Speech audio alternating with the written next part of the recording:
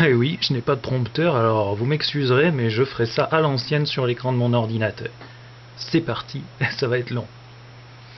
Oh mais que vois-je? Les petits nouveaux se rebiffent, il y a du fight dans l'air, mais c'est Noël.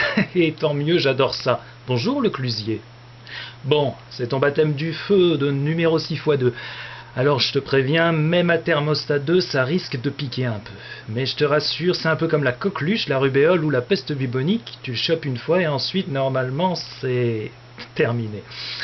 D'ailleurs, j'en profite pour donner un conseil aux jeunes demoiselles qui pourraient m'écouter par erreur, genre qui auraient cliqué sur HTTP vidéo de Justin Bieber nu et qui seraient tombés sur moi. Bonjour la déception. Quitte à tomber en cloque, préférez quand même l'attente d'un petit bébé plutôt que la peste bubonique, parce qu'un bébé, on peut toujours le vendre à un riche sur eBay. Voilà, le ton est donné. Ce sera classe ce soir, parce que vu ce qui existe déjà sur le marché, les Stéphane Guillon qu'on vire parce qu'il s'est moqué de Desca, brocard inadmissible et calomniateur, on a pu le vérifier la semaine dernière, avec la nouvelle grande fiction française de l'été, ou encore les Nicolas Bedos taxés d'antisémitisme, ce qui reste quand même une super opération marketing, parce que est-ce que quelqu'un savait que Guy Bedos avait un fils avant ses derniers jours? Pas moi en tout cas. Donc je me retrouve contraint par cette odieuse société de consommation à une non moins odieuse surenchère en matière de mauvais goût. Je suis ici autant une victime que vous, si ce n'est plus. Le clusier donc permet que je te réponde au fil de la plume, même si une plume ça n'a pas de fil et que c'est vraiment une expression à la con. Car voilà, avec tous ces chansonniers qui se suicident en vidéo sur le forum grâce à l'ami Maxou, j'ai eu envie de m'y mettre moi aussi, donc acte. Voyons donc ce que tu écris. Attention, ça va aller très très vite, c'est réalisé sans trucage, n'essayez pas de reproduire ça chez vous les enfants, allez plutôt jongler avec des Ginsu de mine.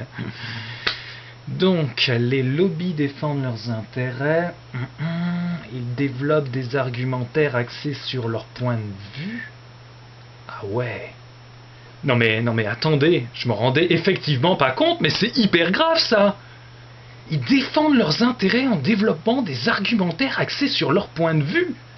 Et personne ne fait rien. Mais faut prévenir les autorités et tout, c'est des malades ces types. Ce que tu me dis là, c'est qu'ils font à l'échelle collective comme n'importe quel gens à l'échelle individuelle. Genre un peu comme s'ils pouvaient aller bosser à pied, mais qui prenaient quand même leur bagnole parce que les transports en commun c'est pour les pauvres, les pervers ou les artistes de rue, bref les gens de gauche.